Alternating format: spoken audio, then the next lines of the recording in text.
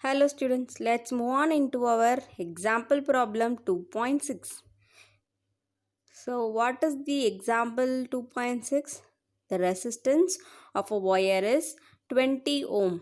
What will be the new resistance if it is stretched uniformly 8 times its original length? So I'm having a wire.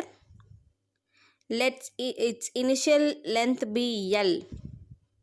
And if that wire is stretched, how much time you are stretching? The length should be 8 times. Likewise you are stretching. Then what would happen for the resistance for that stretched wire? This is the question. So they have given one resistance of the original length of wire, which is, let it be R1, which is equal to 20 ohm, and let the original length be L. What they say, if you stretch the length becomes 8 times. So if the original length is L, now when I stretch, the new length would be 8 times of the length. So 8 into L, that is L2. You have LR, resistance, L. So relating R and L, you have only one formula, which is resistance R is equal to resistivity rho into L by A.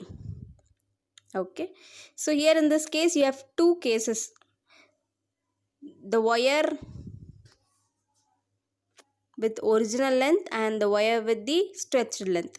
So let me take it as L1 L2, A1 A2, R1 R2 for either cases. So in the original case, the original resistance value is rho into original length by original area, so it is L1 by A1. Okay, and the new resistance value, it can be R2, which is rho into L2 by A2. Okay, so we know that the length L2 is 8 times the original length, that is 8L. So instead of L2, substitute as 8L. So it becomes rho into 8L by A2. Okay, so when you stretch the wire, we are just simply stretching it, so the volume of the wire will not change, it is the same. So in that case, even if you stretch also, the initial volume will be equal to your final volume. Okay, and what is volume? I have already told you, volume is three dimensional, that is area into one distance in along one direction, that is length, will give you the volume. So area into length. For initial thing, it is original area, original length, and after stretching is the final volume. So for that, stretched area and stretched length. So both are one and same. From this, you have A1 L1 equal to A2 L2.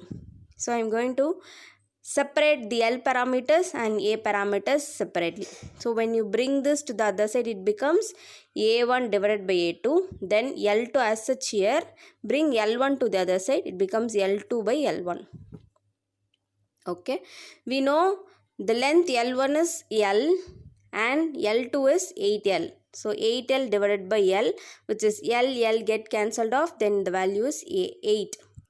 Value of A1 by A2 is 8. Okay, what we have to find? It is R2 is the thing we have to find. Okay, so in this case, I am going to relate R1 and R2, the ratio I am going to find. So R2 divided by R1. What is the formula for R2? Rho L2 by A2. So rho L2 by A2 whole divided by R1 is rho L1 by A1. In this case, rho is same constant, so just cancel it off. You will get, have the numerator as such, L2 by A2. This part is in denominator. When you bring to the numerator, it will be the inverse. Write the inverse of this term. So A1 by L1. So L2 by A2 into A1 by L1 is what we got. Okay, so now you see in this case here we have found L2 by L1 as 8, isn't it? So L2 by L1 is 8 and the remaining thing is 8 into A1 by A2. Okay, so here again A1 by A2 is equal to L2 by L1 is equal to 8. L2 by L1 is also 8 and A1 by A2 is also 8. So A1 by A2 is also 8. So if you substitute that, this R2 by R1 is equal to 8 into, this part is also 8. 8 into 8, so 64. Then R2 by R1 is 64. So we have R2 by R1 as 64.